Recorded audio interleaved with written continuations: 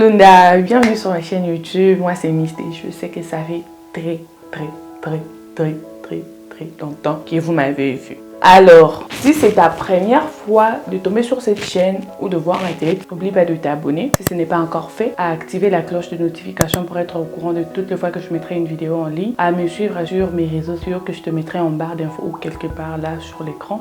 Alors, la vidéo d'aujourd'hui, elle consiste à te dire comment est-ce qu'un jeune chrétien doit réussir dans ce qu'il fait. Ce sont quelques points que moi-même j'ai dénichés. Je n'ai pas dit que c'est seulement ça, c'est exactement ça. Non, c'est juste par rapport à mes recherches et par rapport à ce qui m'a aidé à réussir dans le paix que je suis en train de faire jusque-là. Alors, au premier point, trouver sa passion et de savoir la volonté de Dieu par rapport à cette passion-là avant de commencer quoi que ce soit.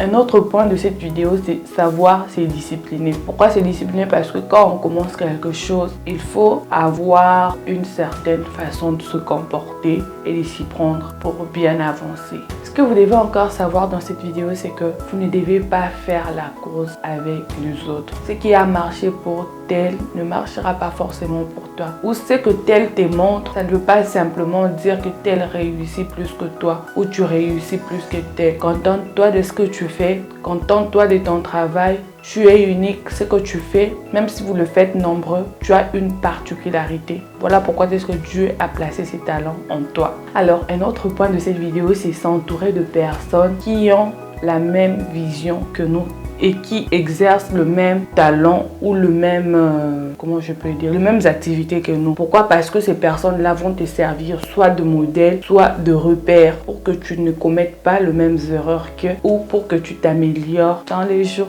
qui viennent dans ce que tu fais. Alors, ce qu'il faut encore savoir, c'est qu'il faut épargner et réinvestir. Ça, c'est quelque chose qu'on doit vraiment marteler là-dessus. Pourquoi? Parce qu'on ne travaille pas seulement pour dépenser ou pour subvenir à un besoin quelconque, mais on travaille pour avancer dans ce qu'on fait. Et pour avancer, il faut savoir mettre de côté. On ne peut pas oublier à réinvestir. Pourquoi réinvestir? Parce que tu es en train de faire croître au fait ton... Un autre point de cette vidéo, c'est être patient et persévérant. Pourquoi être patient? Parce que quand tu viens de te lancer dans quelque chose, ça ne va pas forcément réussir d'un coup. Il faut faire beaucoup de sacrifices et beaucoup de travail. Voilà pourquoi il faut que tu sois patient et que tu sois persévérant dans ce que tu fais.